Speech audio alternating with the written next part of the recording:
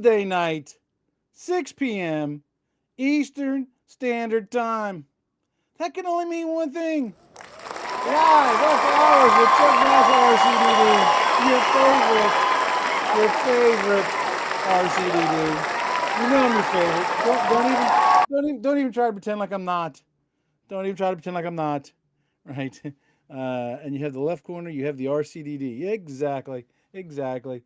So tonight's show is going to be a tiny bit different. I do have a couple questions that were left over from last week's show. But tonight I really want to talk about my experience at BICSI Beyond 2025 in Las Vegas. Okay. But we always got to start every session off with, what are you drinking?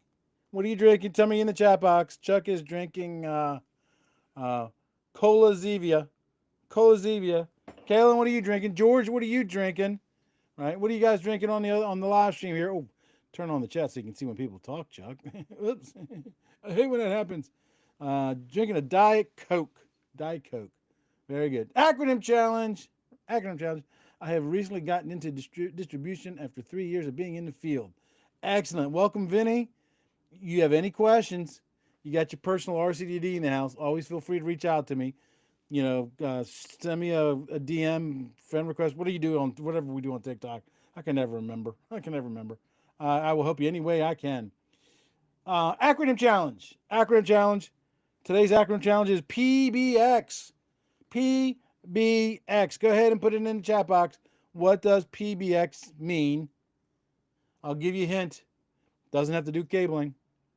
Does not have anything to do with cabling. It has something to do with telephony. What does the acronym PBX mean? Okay. I'll give you guys a few more seconds. If nobody gives me the answer, I will give you the answer. In 5, 4, 3, 2, 1. Private branch exchange. It's a telephone system. A big one, too. A big one. So, so let's get on with the show. Okay.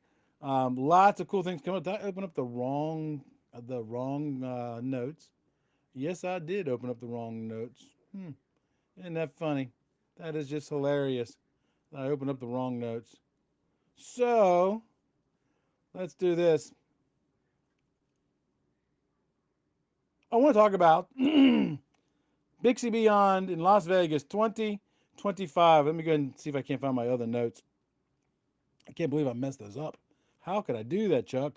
How could you mess that up? Oh, there it is. There it is. So first thing I'll talk about is, have you ever heard, I was just talking to Ed about this just a few seconds ago. Ed's one of the guys in the TikTok feed. Have you ever heard about a challenge coin? Do you know what a challenge coin is? Okay. So the reason I bring this up is because I recently had 25 challenge coins made up, gold challenge coins, to give to people who are either big donors to the show or they have made a huge impact in the show. I only had 25, and they're all individually numbered on the back, 1 through 25, and I've given out probably about half of them. You can't buy these. You cannot buy these. Okay, I have to give them to you. And so they're really to commemorate people who've really made a big impact in the show. It's called a challenge coin. Okay. So the challenge coins have the roots in the military. They have the roots in first responders, and think of it as like a special token that somebody can give you for things like showing your courage or meeting a big milestone. It's not an official award. It's more like a personal badge in your pocket. And the roots going back into the military is if somebody gives you their unit challenge coin, right? You're supposed to keep it on you all the time. And if you're at a bar drinking and they challenge you, that's why it's called a challenge coin, to see if you have your coin on. Whoever doesn't have their coin has to buy the beer. That's where it gets its name from. Well, I'm sorry, I'm never going to challenge you, make you buy beer. I'm not going to do that. It's not what I do. But it's a pocket reminder of pride or camaraderie or belonging. That's why, like I said, people I give this to are really appreciative of it. So it's a great way to strengthen bonds, and because everybody carries one, has pretty much the same story. It's not legal tender. You can't go spend it at a store, but if you have one, if you don't, you probably know somebody who has one. Again, so like I said, there's only 25 of them. Only 25 of them. And the reason I bring that up is because I brought like 6 or 7 of them with me to BICSI because I have several people at BICSI that are major donors to the podcast. And when I say major donors, I'm talking about over $500. Over $500. Now they didn't necessarily all give it at once. You know, if you go to Patreon and you support the podcast and you do $10 a month, $20 a month, you will hit that $500. And if you hit that $500 before I run out of the 25, you will get a special Let's Talk Cabling challenge coin. Okay, so and then the other ones are given to people who have huge impacts on the show. I've had a couple guests who've been on several times. I gave one of them to John Daniels. In case you don't know who John Daniels is, he is the CEO of BICSI. Because it's because of John that there's such a good working relationship between the podcast and BICSI. Okay, so I gave one to John Daniels, and the funny thing is right after I gave him that coin, he gave me a challenge coin. He gave me a BICSI challenge coin. A BICSI challenge coin. It's very cool. And I really like it because on the back, I'll read it to you. It says, presented by the Chief Executive Officer for Integrity, Service, and Excellence. Isn't that cool? Isn't that cool? Here's something that's even more cool. There's only been 3 or 4 of these challenge coins given out by BICSI. Only 3 or 4. And there's only one in the United States. Guess who got that one? Yes, that is so cool. So yes, I got that, right? Now let's talk about some things that happened at BICSI Beyond. I was able to record a couple of episodes. One of them was with John Daniels, right? And so with John Daniels, what we did was we talked about why did they change the format of the fall BICSI conference to BICSI Beyond 2025, right? We also, the second part of this show is we highlighted what some of those differences are. And then we finish it up with takeaways for the people who attend the podcast can get. Now, and then we also did a lightning round. So it's a pretty cool interview. It's recorded. I'm going to put it in the queue. It probably won't publish for about 4 to 5 weeks because I got other episodes already recorded ahead of it. So, and then I got to get that pushed out. So it'll probably be about a month or so before that, right? And then the second interview that I did, excuse me, was with Chuck Wilson. Chuck Wilson, because you don't know who he is, he's the owner of Wilson Technologies. He's literally right down the street. If you're a avid audience member, you probably remember that I did an episode where I drove a ground rod in for the podcast studio. Chuck Wilson was in that video. His company came over because they had the 4-prong earth maker, and we did the video on how to use an earth maker, how to drive a ground rod in. Okay, so I had him on the show, and we talked about, we did the top 5 myths that you'll hear about attending a BICSI conference, right? You know, here are the 5 ones that we covered. BICSI's only for RCDDs and design people. We busted that myth. BICSI's too expensive. It's hard to justify for the return on investment. We busted that myth. But it's all sales pitches, Chuck. Busted that myth. Newcomers always fill out a place. We busted that myth too. Every BICSI conference, they do a first-timers or newcomers meeting that you can attend, right? And basically it tells you, how all of the exhibits work, and it gives you good advice like, wear good shoes, drink lots of water, stuff like that. The funny thing is, I am a veteran of probably, I have to go on my BICSI account and actually look, but I want to say I've probably been to 15, 20 or so BICSI conferences. I've never attended the First Timers Conference. So I went and attended the First Timers Conference because I wanted to see what they talked about. So that way, if somebody asks me, what's in the first timers conference, I could answer that question. That's why I went there. And you probably, if you're an avid audience member, you saw that I put out 2 videos this week, 2 recap videos. The second one, I actually do a scan in the new timers thing, and you could see there was literally 150 to 200 people in that room, all first timers. It was such a cool thing to see that many people were first timers. So yeah, you're not going to feel out of place because there's a lot of other people. And this community, we welcome new people. The funny thing was, right? I walked into the room. I got there just a little, like 90 seconds before they started. And the only open spot was this table all the way over on the other side. So I walk around and I sit down at the table. And of course, I'm wearing my badge, right? My badge is actually back there. It's got like, I don't know, 7, 8, 9 ribbons on it. And I sit down, and there's a couple other guys sitting there. We kind of introduced ourselves. And I said, yeah, full honesty, this is not my first BICSI conference. I said, this is my first timers conference, but not my first BICSI conference, right? And I said, I just wanted to see what it's like, so that way if somebody asks me questions, I can answer those questions. And one of the guys looked at me and goes, hey, you're the RCDD with the podcast, aren't you? I was like, yes, I am. Thank you, man. Your content's really helped me and it's inspired me and stuff. So I had about 2 dozen of those conversations with people. I was walking from my hotel room to a restaurant that I was going to meet up with some friends, and somebody literally stopped me. I didn't have no branding on at all, and they literally stopped me and said, "Hey, you're Chuck Bowser from the podcast." I'm like, "Yes, I am." Yes, right. Then so the next myth that we did, the final myth is, well, you sit in the lectures, for 3 or 4 days, and then when you come home Monday, you forget everything. We busted that myth. And then we did a lightning round of 5 additional questions. So make sure you watch out for those 2 episodes. Chuck Wilson, by the way, also with the Chuck Wilson interview, Chuck is he is the subject matter expert in charge for the N1, the N2, and the N3. I'll talk more about that later on because it's going to be really critical there. And then another episode that I recorded while I was there, I was only there literally for 3 days. I was, walking around all over the place. So I did an interview with Matt Affel. Matt Affel has been on the podcast. It's been a while since he's been on there, but he's the assistant director of the JATC in Las Vegas.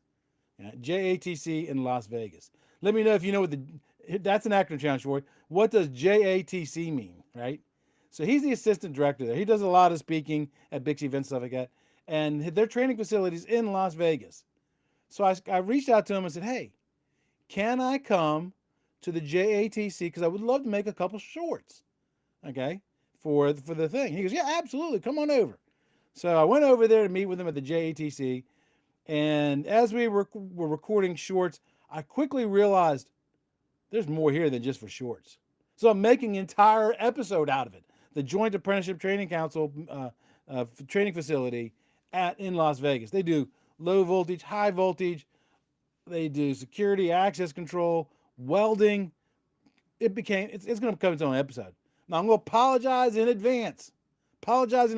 Because when I was recording it, I recorded in vertical format because I'm thinking in my head I'm making shorts.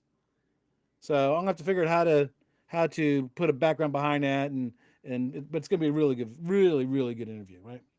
I also lined up another interview with some really cool, innovating peers in my industry.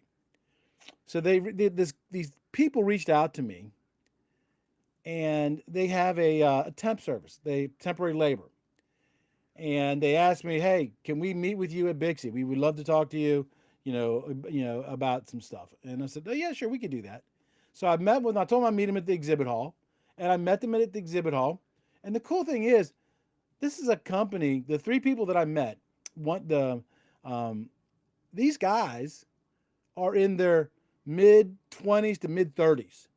And they are on fire for the industry. On fire, F-I-R-E, on fire for this industry. And if you know me, my podcast is geared to attracting those kinds of people to the industry. Yeah. So I'm going to do some things with them. They asked me to be involved in a couple things. I don't want to put that out there because I don't know if they want that out there or not. But I shot them an email. Well, I wrote the email yesterday on the plane ride coming home. I don't think it actually went until Meow's in the house reporting in from 30,000 feet. There you go. Very cool. It's a shame we didn't get to meet. Anyways, so I shot them an email, and I'm inviting those 3 people to be a member of my expert council. My expert council. I've been bad about this. I haven't really talked about the expert council in a while, but the expert council is it's a group of people that, because there's no man can know everything about our industry, right? No man can know everything about everything in this industry. So I have certain people that if I get a question, like Phil Klingsmith, if somebody asks me a question about outside plant, I can answer some questions. But Phil Klingsmith, who's a member of my expert council, he literally wrote the book. I mean, literally, the BICSI Outside Plant Design Reference Manual. He wrote it. So he's on my expert council. So I'm going to ask these 3 guys. I haven't seen if they responded yet or not. I haven't checked my email today because I was teaching today. That's why I didn't get to stay the whole entire BICSI conference. I had to come home early. So I'm going to extend an offer to them to be members of my expert council. Now, you might be thinking, well, Chuck, they're only 25 to 35. What can they be experts at? Remember, I'm trying to reach that age group. I'm trying to reach that age group. And so I'm going to expect them to help me figure out ways to resonate with that age group. I really hope they say yes. I truly do. And then I had lunch with a good friend of mine, Steve Kaus from AEM. You know, if you've been an audience member, you've seen him on the show many times. And so him and I got to talking, and he's gonna come on the show, and we're gonna talk about the nuances of testing extended length cabling. So there's, this whole thing, game changer cable, extended distances by other manufacturers, all that stuff out there. Well, once you go outside of the ANSI allowable limits of 100 meters or 320 feet, most certifiers are going to tell you fail. So we're going to talk about those limits. We're also going to talk about quality of extended cabling, right? Because you got to watch about DCRU and a bunch of other stuff. So him and I agreed to do that podcast, and we just got it scheduled done. I also have another interview lined up with Cable Installation Maintenance Magazine. Yes, Patrick, the chief editing manager. So we're going to be doing an episode as well, talking about how media can impact the industry. Okay, so I got all those interviews lined up. Some of those recorded. It's going to be really, really cool. Really cool. I'm so excited about this stuff. I always come back from BICSI conferences fired up. I just do. Now the BICSI, the Beyond BICSI in 2025 started on Sunday and it went till today. I was there Sunday. I was there Monday. Tuesday morning, I went to the JATC, and then I flew home because I knew I had to teach today, and I had to be home in order to teach that class today. And that was all 3 days.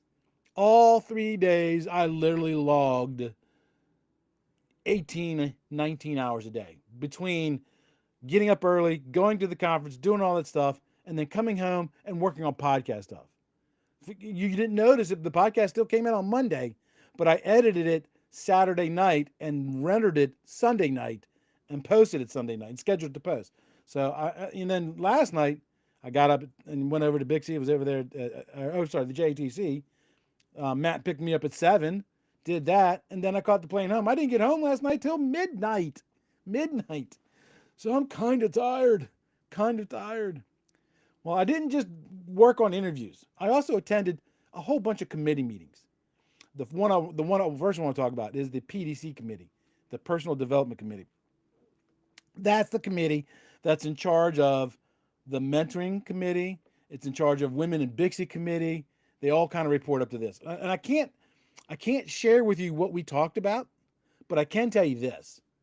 We had some great conversations on how to attract people to this industry and how to attract, ready for this, young people to our industry. So I can't really talk about it, but because a lot of the stuff's still kind of in flux and it's not finalized yet, and it wouldn't do justice to talk about it right now in case they change stuff. But I'm telling you, people always complain. People always complain about BICSI and how much they charge and blah, blah, blah, woof, woof, woof. But I'm telling you, they're putting that money back in. John Daniels told me, I can't remember if it was in the interview or if it was somewhere else, but he told me that right now, BICSI, the financial status of BICSI is in good, solid ground. That's why they're able to reinvest back into some of these programs. So cool. So cool, man.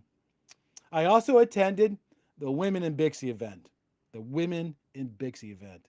Now, the cool thing about the Women in BICSI event is obviously Chuck's not a woman, right?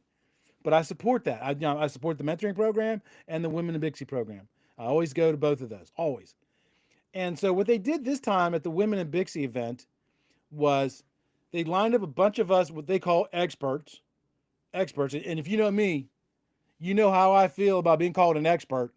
I don't consider myself an expert, right? I've been in the industry a long time. I know a lot of things, but I am not an expert. So they lined us experts up, and then what they would do is the people who attended the Women in BICSI, and by the way, they weren't all women. We had some men there too. So we literally sat across the table from somebody, and they gave us a list of ice-breaking questions. But it was just a way for people who are kind of newer to the industry, younger to the industry, get to talk to seasoned veterans like me about stuff, right? And then you would talk to one person for 5 minutes, and then they'd shift down one. You got to talk to somebody else and talk to somebody else and talk. I talked to two very interesting ladies who were electricians, and they worked for the JATC in Los Angeles, and so they're instructors too for low voltage. Low voltage, man. The more I go to these events, the more I realize, while we have a lot of work to do, we're in good hands. I'm really, really inspired by some of the people I met. Right. I also sat in the outside plant construction and installation work group meeting, and I got a new app I just downloaded today that can take notes and stuff. So I'll be better taking notes at future events. And again, that's a part of those people who donate. By the way, if you enjoy this content, the Q&As, if you enjoy the regular, please consider becoming a Patreon member. Okay, you can pledge as little as $5 a month. You can pledge as much as you want. That stuff like that helps pay for me to fly to BICSI to represent you in those committees. Because there were several times as they're having those committee meetings, and they would have some questions, I would stand up and interject on your behalf. On your behalf. Okay. So I sat in the outside plant construction installation group, and they're going to open up the G document for revision and publication. And one of the interesting things I got out of that meeting is air-blown fiber. Air-blown fiber. It's a cool thing, right? Air-blown fiber. They're changing the name. They're changing the name to high-speed air-assisted installation. High-speed air-assisted installation. Pretty cool. I sat in another committee meeting, and this is actually a brand spanking new one. Brand spanking new committee. It was the first time that they came together to meet. And it was called the ICT Lifecycle Management Training Committee. ICT Lifecycle Management Committee. So again, the first time they all come together because they want to create a committee to create a book and or maybe training curriculum for what happens after the install is done. So right now, the industry is really good at coming up with codes, standards, and best practices on how to do installs. But what do you do after the customer takes final acceptance? Most people don't know this. If you listen to my show, you do, because I've said it about a gazillion times. If you listen to my show, the bonding and grounding system, it's supposed to be inspected annually, looking for looseness and corrosion, a bunch of other stuff. So they laid out the plan of what they want to do. They got the approval, and now what they're gonna do is they got to come up with an action plan. They're going to submit that to the board of directors, the BICSI board of directors, and then for final approval. If they say yes, then they will actually become a true committee. I also sat in a couple master classes while I was there. I didn't sit in the entire master class for any one of them because I would pick and choose and go to each one for about an hour. And I think the best master class that I saw was on public speaking.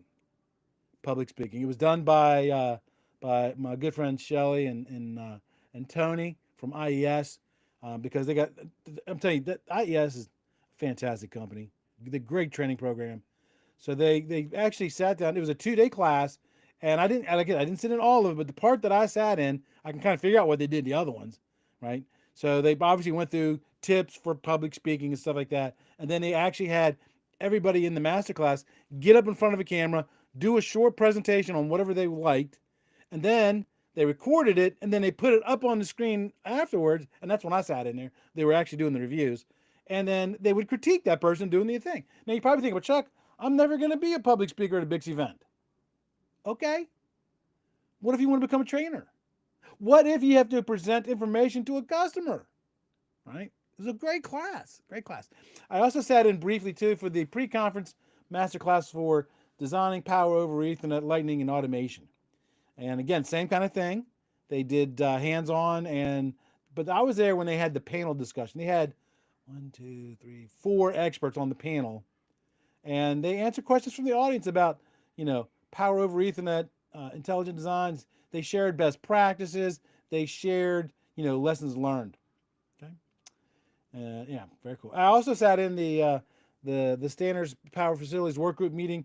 That's out of my purview. I'm not an expert there, but the thing I did pick up is they're going to start talking about OPGW. They're starting putting that in outside plant ground wire. It's doing fiber inside long haul high voltage transmission lines.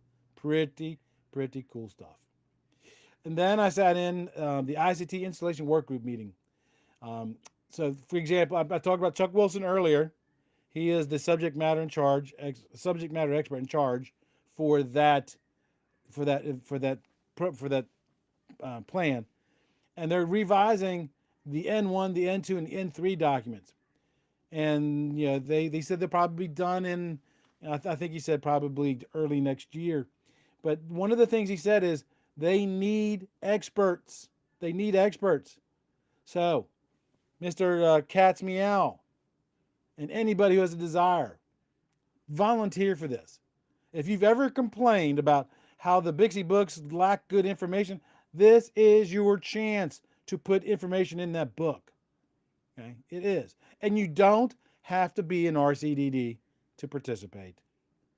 Okay, you don't even have to be a BICSI member to participate. Now you do have to be a BICSI member, I believe, to vote, if I remember right, but you can certainly participate and add content. So they're needing experts, and they're looking for experts with field experience. I also, if you know me, I went to the exhibit hall. I love the exhibit hall, but because so much was going on, I didn't get a chance to see everything.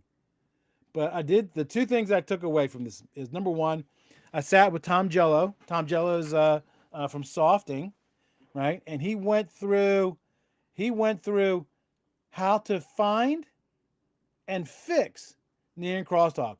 I recorded that, a video short. It'll be coming out probably within the next day or 2 or so. Like I said, I did not have time to put that video together. I got the recordings on my phone, but I got to put together. And then I also stopped by the Trend Networks booth. Trend Networks came out with a brand new qualifier. It's called the Signal Tech QT. And it can do copper, it can do fiber, it can do wireless. So there's a lot of stuff this thing can do.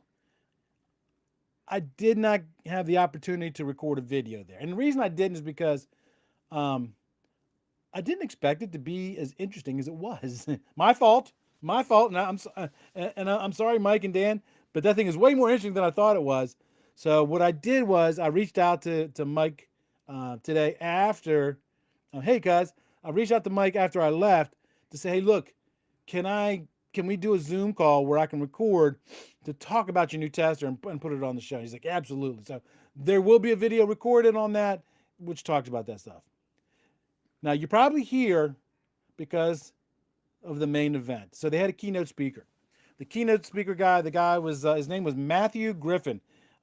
He's really known for AI stuff, right? AI stuff.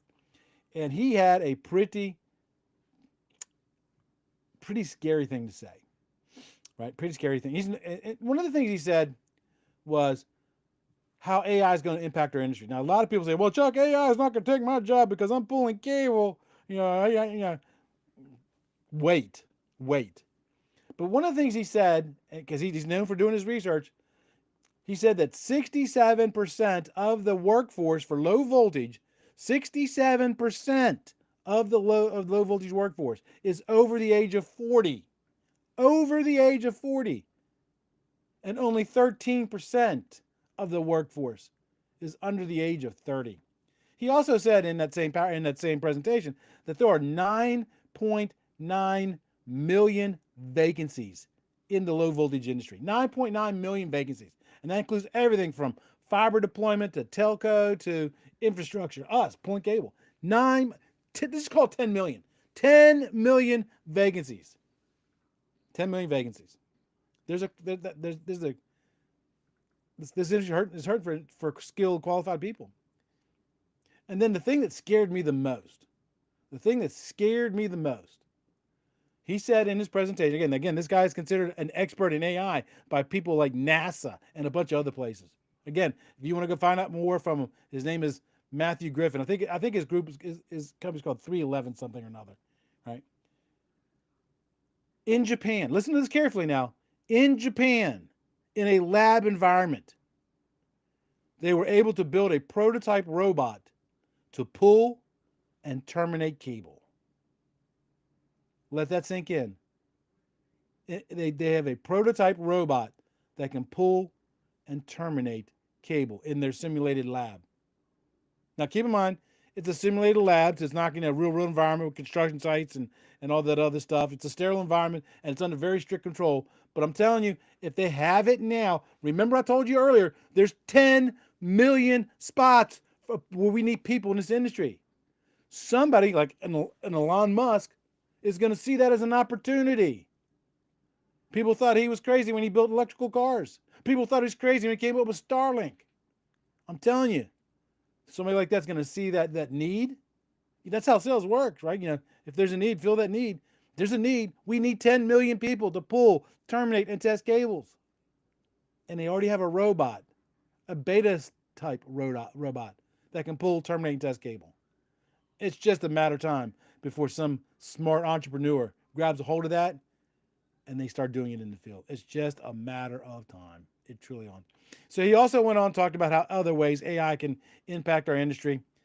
He said it's going to help with the design and planning phases, right? It's going to help by helping designers reduce their errors. So you have less projects that'll go into red.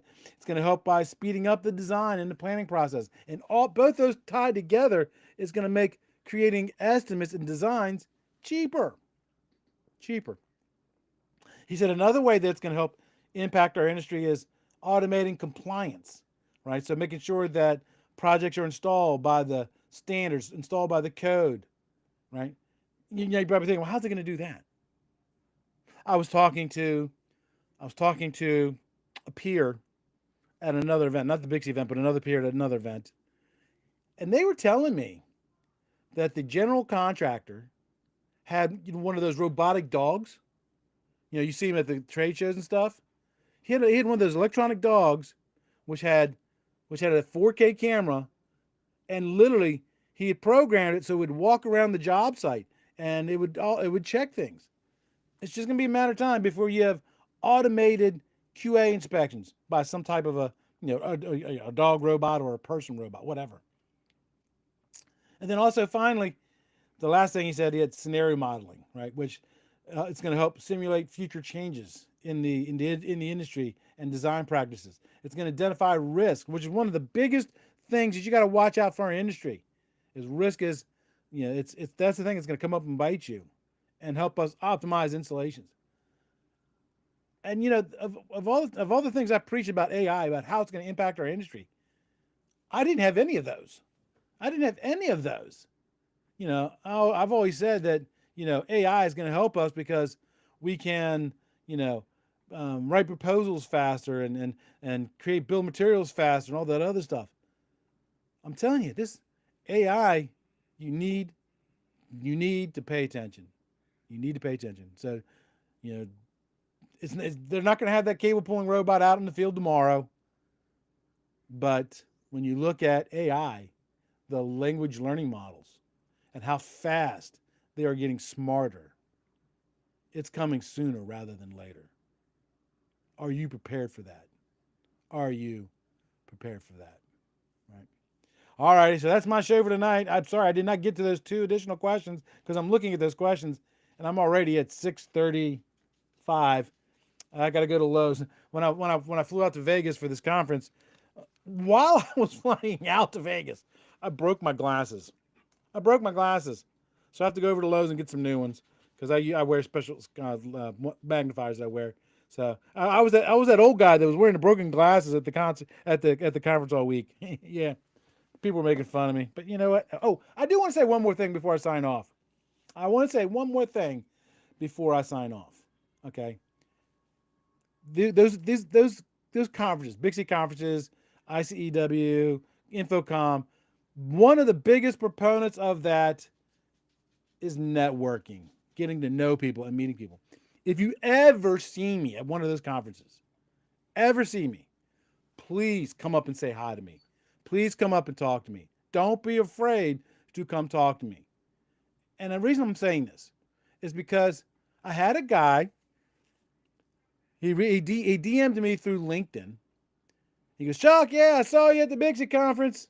I didn't want to come up to talk to you because you were surrounded by your groupies. What? Groupies? No, I don't have groupies. I have friends. I have family in this industry. So they were friends. So yeah, if you ever see me at a conference, please, please, please come up and say hi to me. Okay. I'm there to network. I'm there to meet people. And so don't be afraid to come and say hi. Be prepared. If you come up to me and you want to talk about cabling, I will talk your ears off.